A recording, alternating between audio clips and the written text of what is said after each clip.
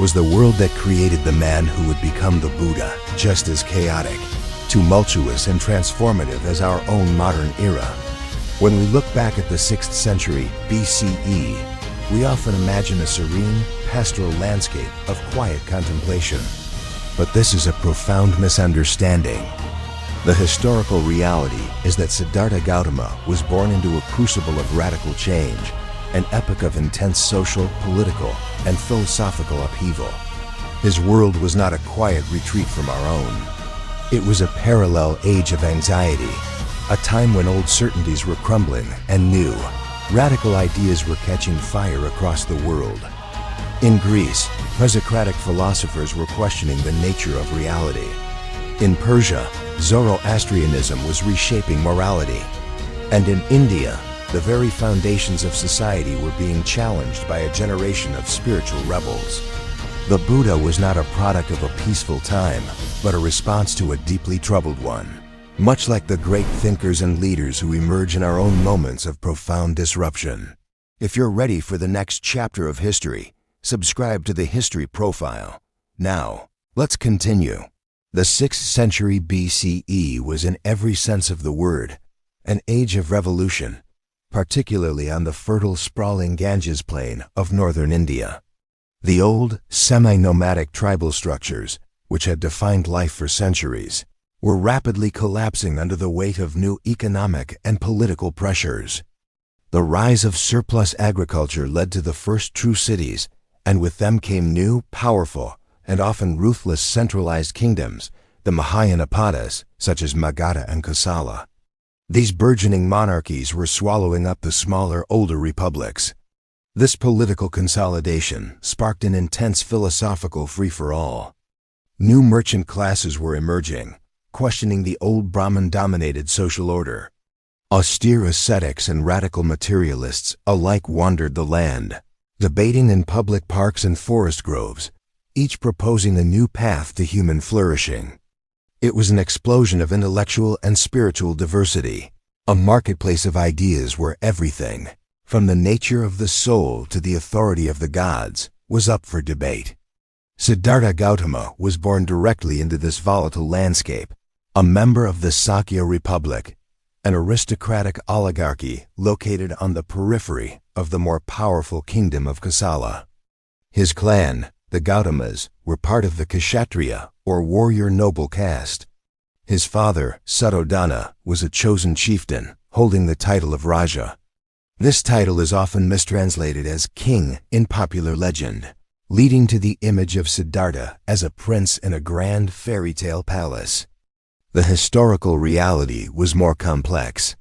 The Sakya state was not an absolute monarchy. It was governed by a council of elders and leading warriors from the noble families, and Suddhodana was likely the elected head of this council. He was a wealthy aristocrat and a powerful political figure, but not an all-powerful, divine right monarch in the way later stories would portray him. The legends surrounding his birth are imbued with profound cosmic significance, designed to signal that this was no ordinary child. The most famous story tells of his mother, Queen Maya, dreaming of a magnificent white elephant with 6 tusks descending from the heavens and entering her womb, a clear sign of a divine conception. The legends continue that his birth in the Lumbini Grove was miraculous. He emerged spotlessly from his mother's side, who felt no pain, and he immediately took 7 steps, with lotus flowers blooming beneath his feet as he declared this would be his final rebirth. But what is the real historical story of the prince, the man who was deliberately and meticulously hidden behind the golden, insulating walls of the palace? These myths, while beautiful, serve to obscure the much more relatable human drama of a young man shielded from the world's harsh realities, not necessarily by magic, but by the deliberate, fearful policy of his own father. According to these foundational legends, shortly after the prince's birth, a revered hermit and seer named Asita visited the palace. Upon seeing the child, he first smiled, then wept. He smiled, he explained, because he recognized the baby's Mahapurusha Lakshanas, the 32 auspicious marks of a great man. He wept because he knew his own life was ending and he would never live to see what this child would become. The court seers solidified this prophecy, offering Suddhodana a stark choice. His son would either grow to become a Chakravartin, a great wheel-turning universal monarch who would conquer the known world, or he would renounce the world to become a Sramana, a great holy man, a Buddha, who would show the path to liberation. His father, a pragmatic and ambitious ruler, was terrified of the latter. He wanted an heir, a king to continue his lineage and legacy, not a wandering, homeless philosopher. To prevent the prophecy of renunciation, he made a decision.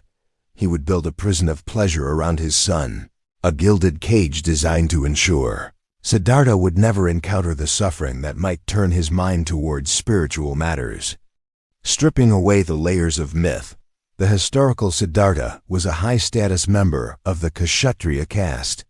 This was the aristocratic class of warriors, rulers, and nobles.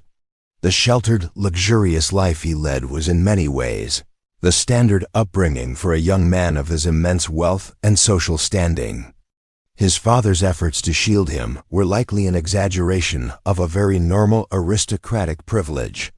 He would have lived in a complex of palaces, one for each season, surrounded by gardens, musicians, and attendants. But this life was not just one of idle luxury. As a Kshatriya, he would have been rigorously trained in the arts of warfare, archery, charioteering, and combat, as well as in statecraft, diplomacy, and the complex political maneuvering required to one day rule the Sakya Republic. His was a life of privilege, yes, but also one of program duty and high expectation. This context makes his eventual departure all the more staggering.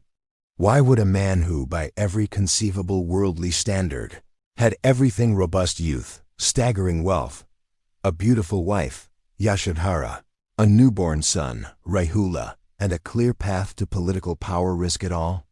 What could possibly motivate him to abandon his family, his inheritance, and his identity to become a penniless, homeless beggar, wandering into the dangerous, unknown forests of ancient India? This is the central existential crisis of his life. It was a radical rejection of the very definition of success, a profound statement that the good life, as defined by his society, pleasure, power, and family, was not just insufficient, but fundamentally flawed. The traditional narrative explains this crisis through the legend of the four sights. The story goes that Siddhartha, despite his father's guards, convinced his charioteer Channa to take him outside the palace walls on 4 successive occasions. For the first time, he encountered the raw, unfiltered reality of human existence. He saw an old man, frail and stooped with age. He saw a sick man, ravaged by disease. He saw a corpse being carried to cremation. These sights shattered his naivete, revealing the inescapable truths of aging, sickness, and death. Finally, he saw a 4th sight, a Sramana, an ascetic monk, walking with serene purpose, his head shaved, wearing a simple robe. While this sequence of events is almost certainly a powerful metaphor, rather than a literal biography, it perfectly encapsulates the psychological bomb that went off in his mind. The 4 sights, whether real or allegorical, symbolize his profound, earth-shattering realization of dukkha. This Pali word is often translated as suffering, but it carries a much deeper, more philosophical meaning. It encompasses not just active pain, but also the fundamental impermanence of all things, the inherent unreliability of pleasure, and a deep, pervasive sense of dissatisfaction that underlies all human experience. The pleasures of the palace, the music, the wine, the love were not a solution. They were a lie. They were a temporary mask, a fleeting distraction from the unavoidable reality that everything he loved, including his own body and mind, would decay and pass away. He realized he was living in a burning house, and the only sane response was to find a way out. At the age of 29, in what is known as the Great Renunciation, he made his choice. According to legend, he went in the middle of the night to look one last time at his sleeping wife and son, a moment of profound human anguish. He resisted the urge to hold his child, fearing it would break his resolve. He then rode his horse Kanthaka to the edge of the forest, took a knife and cut off his long royal hair, traded his fine silk robes for the simple coarse rags of a beggar, and walked away from his entire life. Why? Because the problem of suffering, once seen, could not be unseen. He had to find an answer, a path to a state that was not subject to birth, sickness, aging, and death. He was now homeless, propertyless, and for the first time, truly free. His decision, while shocking to his family, was not unique. Siddhartha wasn't the first high-born man to abandon his life in this way. He was, in fact, joining a well-established and burgeoning countercultural movement known as the Kramana or Samana tradition. These were the strivers, the wandering seekers, the spiritual radicals who populated the forests and cities of 6th century B.C. India. They were defined by their complete rejection of the orthodox Brahmin establishment. They rejected the divine authority of the Vedas, the elaborate and expensive fire rituals, and most importantly, the rigid, oppressive social structure of the caste system. They were the radical philosophers, the dropouts, the existential rebels of their day, and Siddhartha Gautama had just become one of them. The ultimate goal for all these Kramana seekers, including the Jains led by Mahavira, a contemporary of the Buddha, was moksha or mukti, the final liberation from samsara. Samsara was the core of their worldview, the terrifying, endless, and seemingly inescapable cycle of death and rebirth, driven by the laws of karma. They saw all existence, from the lowest hell realm to the highest heaven, as a form of suffering, a relentless trap. The only way out, they believed, was to extinguish the karmic fuel that kept the cycle turning. And the only way to do that, according to the dominant theories of the time, was through extreme self-discipline, profound asceticism, and the complete renunciation of all worldly desires and attachments. To find the truth of liberation, Siddhartha, now a novice ascetic, first had to find the greatest teachers of his day.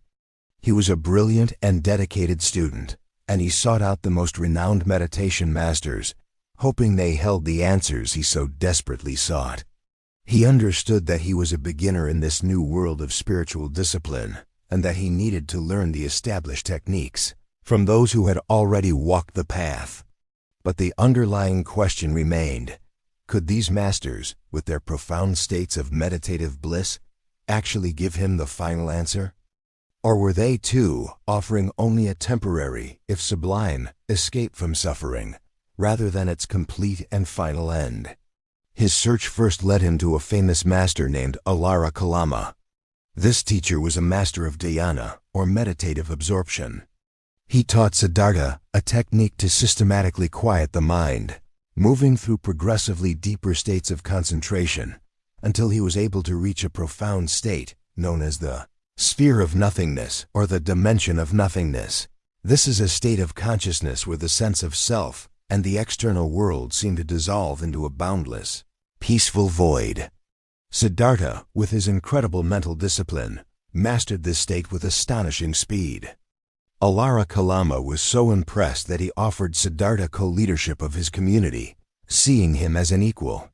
But Siddhartha declined. He recognized that this state, while blissful and powerful, was not true liberation. It was a temporary mental fabrication, a state that would end, at which point suffering would return. It was just a refined void, not the permanent end of suffering itself. Undeterred, he continued his search and found an even more renowned teacher, Adaka Ramaputta. This master taught him to achieve an even higher, more subtle meditative state, the sphere of neither perception nor non-perception. This is a state of consciousness so refined that one can hardly say whether one is perceiving or not. It is the absolute pinnacle of mental concentration, the very limit of mundane consciousness. Once again, Siddhartha mastered it completely, and once again, he was offered leadership. But he refused this too. He realized that this state, like the sphere of nothingness, was still conditioned, still a product of mental effort. It was not the unconditioned, not the deathless, It was a peak, but it was still within the prison of samsara. He was deeply unsatisfied. These sublime trances were not the end of suffering.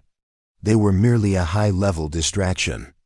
Having exhausted the path of meditation, Siddhartha concluded that if the mind alone could not achieve liberation, perhaps the body must be conquered first. He embraced the other great path of the Kramana movement, extreme, punishing asceticism, or tapas. He fell in with a group of 5 other ascetics in the forests near Aruvela. The logic was that if desire and the body were the source of suffering, then one must destroy desire and conquer the body by starving it into submission.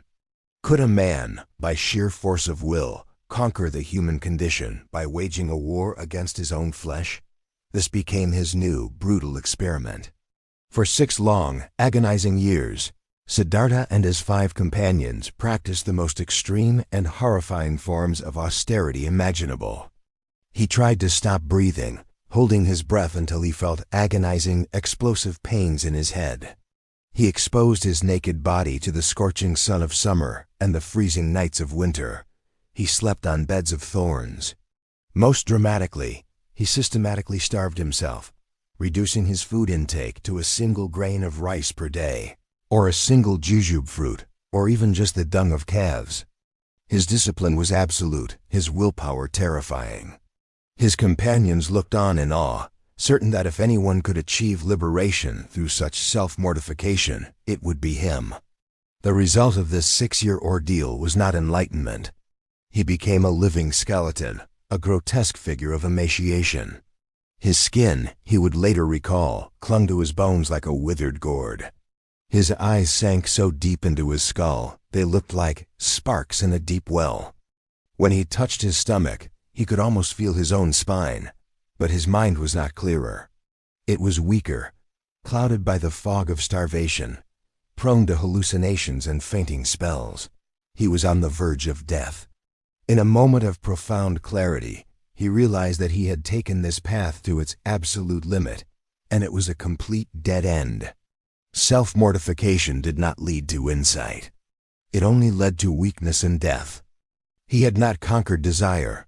He had merely replaced the desire for pleasure with an equally powerful desire for self-inflicted pain. He had now failed at both extremes of human experience. He had lived the life of ultimate pleasure in the palace and found it to be a hollow lie, a mask for the truth of impermanence.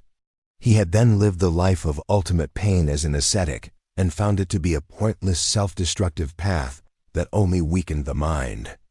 He had failed at indulgence and he had failed at denial. He was at a complete impasse, having exhausted the 2 main highways to spiritual truth that his culture offered. What was left? If neither the gratification of the senses nor their complete annihilation was the answer, there must be another way. At his absolute lowest point, near death from starvation, he remembered a moment from his childhood. He had been sitting under a rose-apple tree while his father performed a royal plowing ceremony. In a state of natural, spontaneous ease, he had entered a state of meditative bliss, a dhyana that was both clear and joyful. He realized then that pleasure itself was not the enemy, only unwholesome pleasure born of craving. A healthy body and a clear mind were not obstacles, but necessary tools for the journey. At that moment, a local village girl named Sujata, mistaking the emaciated ascetic for a tree spirit, offered him a bowl of rich milk rice. His 5 companions watched in horror and disgust as he accepted and ate it, believing he had broken his vows and returned to a life of luxury. They abandoned him. But with his strength returning, Siddhartha felt a new resolve. He would abandon the extremism of both self-indulgence and self-mortification. He would walk a middle way, a path of balance, clarity, and mindful balance, not denial. He bathed in the Naranyara River, and with his strength regained, he walked to a nearby grove. He found a large ficus tree, now known as a bodhi, or awakening tree, at the place we now call Bodh Gaya. He prepared a small seat of grass and sat down in the lotus posture, facing east. He made a powerful, unbreakable vow, an oath to the universe and to himself. Though my skin, my sinews, and my bones may wither away, though my flesh and blood may dry up, I will not rise from this very spot until I have found the answer to suffering, until I have attained supreme and final enlightenment. He was done searching for teachers. He would now find the answer within himself, or he would die trying. Before one can attain ultimate liberation, must one first face, understand, and conquer their own deepest psychological barriers? As Siddhartha sat in deep meditation, his mind growing sharper and clearer than ever before, his own internal world rose up to challenge him one last time. This final boss of his spiritual journey is personified in Buddhist legend as Mara, the Lord of Illusion, a powerful demon-like figure. But before enlightenment, before the final awakening, must a man first pass through a dark night of the soul, a final confrontation with his own demons? This battle was not with an external foe, but with the very fabric of his own mind. The temptation of Mara is one of the most powerful and profound psychological allegories in world religion. Mara represents not an external devil or a literal god of death, but the sum total of Siddhartha's own internal barriers, the deep-seated mental afflictions that keep all humans bound to the wheel of samsara.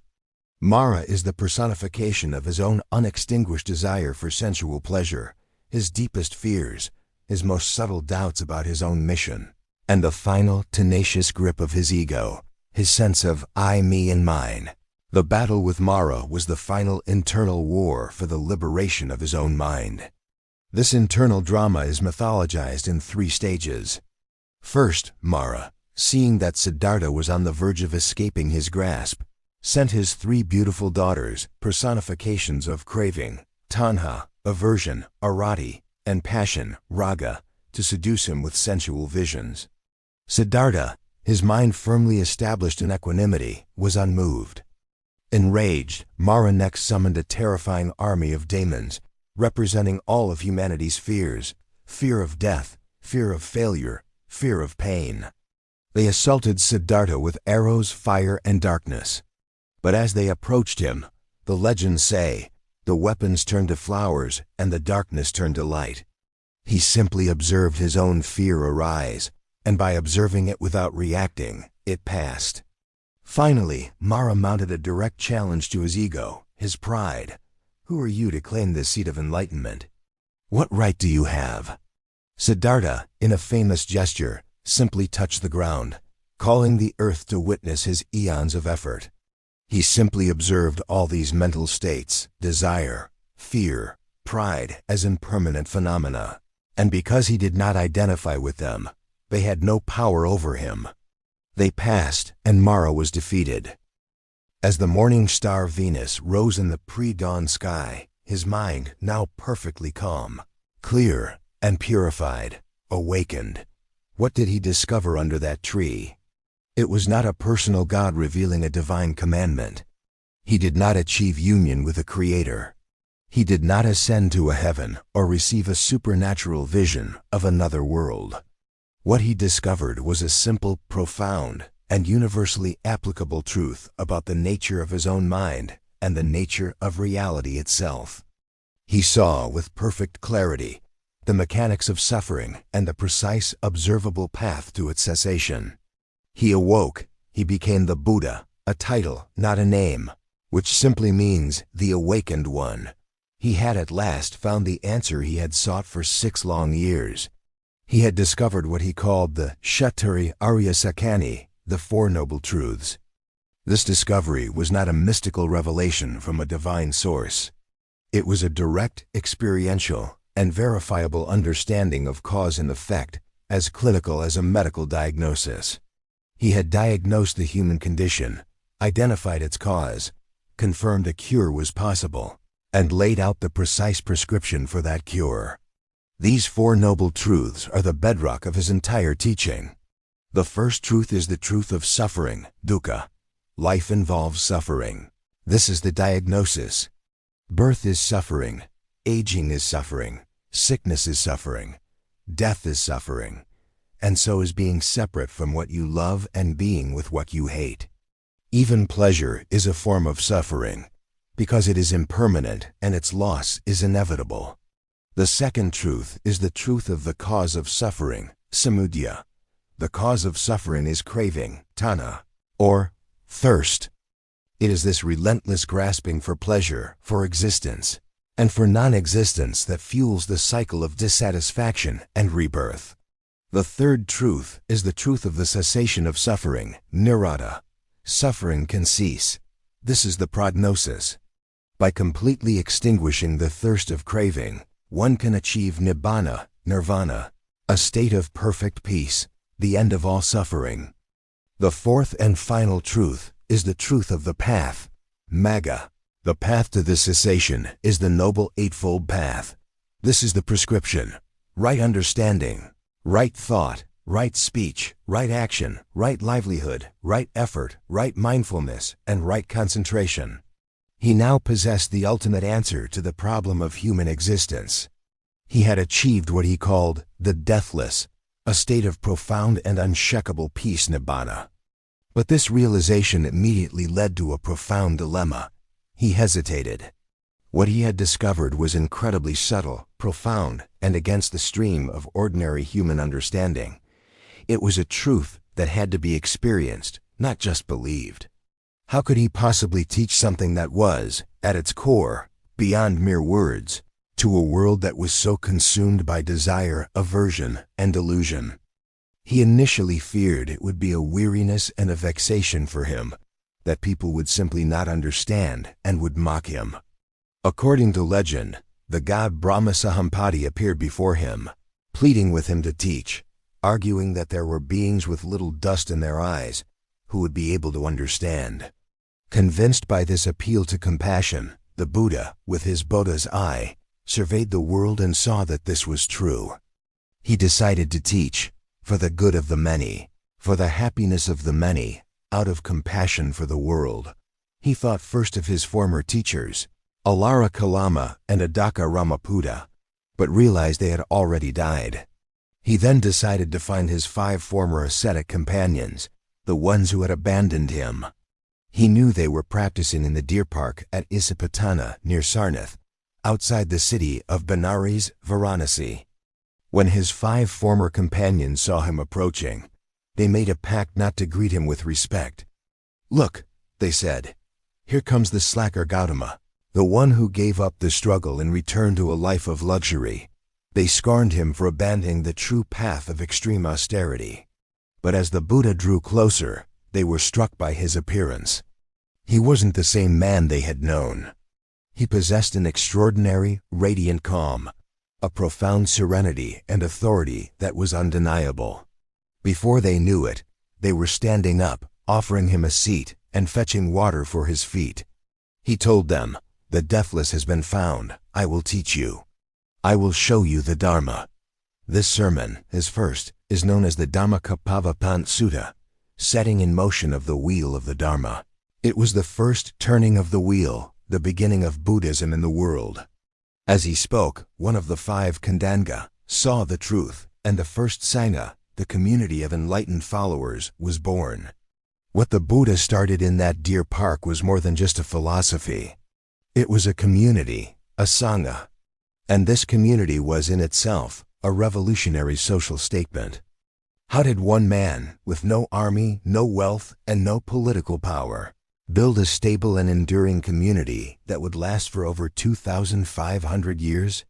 He did it by directly rejecting the single most powerful and unchallengeable rule of his entire society, the caste system. This was perhaps his most radical social act, a direct challenge to the Brahmin-dominated hierarchy that dictated every aspect of Indian life. The Sangha was revolutionary precisely because it was egalitarian. It was open to absolutely everyone, regardless of their varna, caste or yati, birth. In the outside world, a Brahmin was the highest, purest human, and a Sudra, or an untouchable Khandala, was the lowest, most polluted. But once a man shaved his head, put on the ochre robe, and went forth into homelessness, his previous identity was completely erased. The Buddha famously used the metaphor of rivers, just as the mighty, Ganges, Yamuna, and Indus all lose their names and identities once they flow into the great ocean, so too do Brahmins, warriors, merchants, and untouchables lose their former castes and names once they join the Sangha. They were all equal, known simply as bhikkhus, monks, or beggars. His radical inclusivity was tested again later in his ministry. His stepmother and aunt, Siddhartha Gautama, who had raised him after his mother's death, came to him and asked to be ordained as a nun. This was an unprecedented request.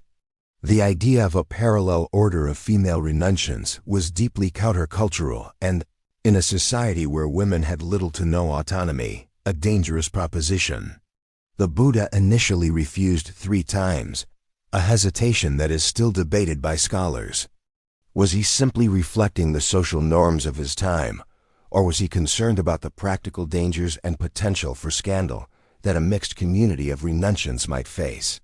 Finally, after the persistent intercession of his most loyal disciple, Ananda, the Buddha relented.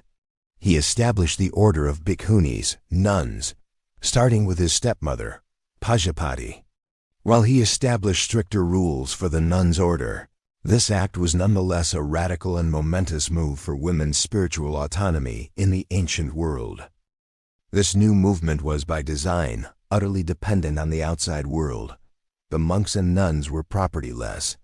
They owned only their robes, an alms bowl, a needle, and a water strainer. They were forbidden from growing, storing, or even cooking their own food. They had to rely entirely on the lay community for their daily meal, which they begged for each morning. How did such a radical anti-materialist, property-less movement not only survive but grow and flourish in a world of ambitious kings, rising merchant wealth, and fierce competition? This survival depended on a new kind of social contract, a symbiotic relationship between the monastic Sangha and the lay followers. The movement's success was due in large part to its appeal to the new centers of power. Kings like Bimbisara of the rising kingdom of Magadha, and later Pasenadi of Kosala, became devoted lay patrons. They saw in the Buddha's teachings, which emphasized ethics, nonviolence, and mindfulness, a stabilizing and civilizing force for their new, chaotic urban centers. Wealthy merchants and bankers, such as the famous Anathapindika, also became key supporters. These patrons didn't just give food. They donated entire parks and groves, such as the Jetavana Grove near Savatthi, where the Buddha and his monks could reside during the rainy season. These viharas, or monasteries, became the first great centers of Buddhist learning, allowing the movement to transition from a group of wandering ascetics into a stable, enduring institution. This growth was not without its challenges. The Buddha's life was not one of serene, unchallenged teaching. He faced constant and often dangerous rivals. Other prominent teachers, such as Mahavira, the founder of Jainism, were competing for the same followers and the same royal patronage. The philosophical debates were public, intense, and sometimes acrimonious. He also faced internal threats. His own cousin Devadatta, consumed by jealousy, allegedly tried to usurp his leadership, first by creating a schism in the Sangha, and then, according to legend, by attempting to assassinate the Buddha first by hiring assassins, and then by rolling a boulder down a hill to crush him. The Buddha navigated all these challenges not with power, but with calm and unwavering adherence to his own teachings. For 45 years after his enlightenment, the Buddha walked the dusty roads of the Ganges plain, teaching his Dharma to anyone who would listen, from kings to courtesans, from Brahmins to barbers. But at the age of 80, he was an old man, and his body, like all compounded things, was beginning to fail. He knew his time was ending. He gathered his monks and disciples for his final journey. What were his final instructions for a community, for a world, that would now have to continue without its charismatic, awakened founder? How could the teaching survive once the teacher was gone? He fell gravely ill with dysentery after eating a final meal offered to him by a humble blacksmith named Kunda. Historians and scholars still debate the exact nature of this meal, described as sukara madhava, a term that could mean either pork or some kind of mushroom or truffle. It is possible the food was simply spoiled, or perhaps even a form of unintentional poisoning. But the Buddha's immediate concern was not for himself. He insisted that his followers not blame Kunda, stating that Kunda's offering, which was the final meal before his parinirvana, was one of the two most meritorious meals he had ever received, the other being Sujata's milk rice before his enlightenment. He protected the blacksmith from any guilt or blame. As he lay dying, his beloved disciple Ananda, who had served as his personal attendant for decades, began to weep. "The Blessed One is about to pass away," Ananda cried, "and I have not yet attained enlightenment." The Buddha comforted him, praising his loyalty and compassion. Ananda then asked the crucial question, "What are we to do when you are gone? Who will be our teacher now?" The Buddha's answer was perhaps his most important. He told Ananda and the other monks, "Be Attadipa islands, or lamps, unto yourselves. Be Saranatana refuges unto yourselves. Take no other refuge. Let the Dharma, the teaching, be your island. Let the Dharma be your refuge." He was explicitly stating that his followers should not look for a new leader, a pope, or deify him. The teaching itself and their own dedicated practice was the only refuge.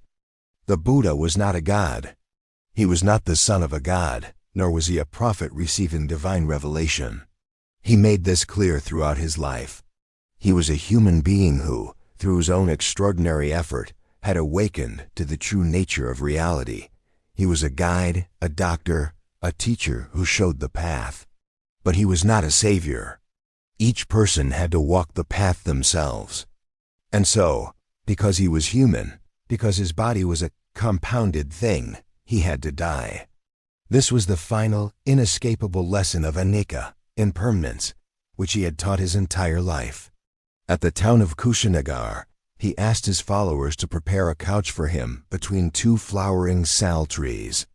He lay down on his right side in the lion's posture, consciously and calmly awaiting his final passing. The trees, though it was not their season, burst into bloom, showering his body with flowers. He gave one final sermon, ensuring all the monks present had no final doubts or questions about the path. His final words were not a prayer, not a plea to a deity, but a clear, urgent, and practical call to action for all those he was leaving behind. "Apamadena sampadetha," he said. This is a dense Pali phrase that is his ultimate farewell.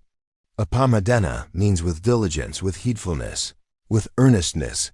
Sampadetha means strive on, or work out your own salvation. His complete, final instruction to the world was this: all compounded things are subject to decay. Strive on with diligence. Then he did not simply die. He passed through the successive stages of dhyana, meditative absorption, that he had mastered so many years before finally entering his ultimate, final meditative state, parinirvana, the final blowing out of the flame of individual existence, the complete and irreversible end of suffering and the cycle of rebirth.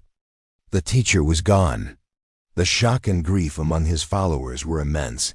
They had lost their guide, their inspiration. The immediate and critical danger was that his teachings, which had been preserved only in the minds of his disciples, would now scatter, fragment, and be lost to history.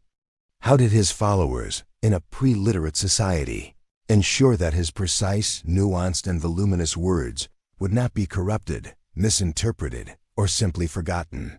They needed to act quickly to create a definitive canon.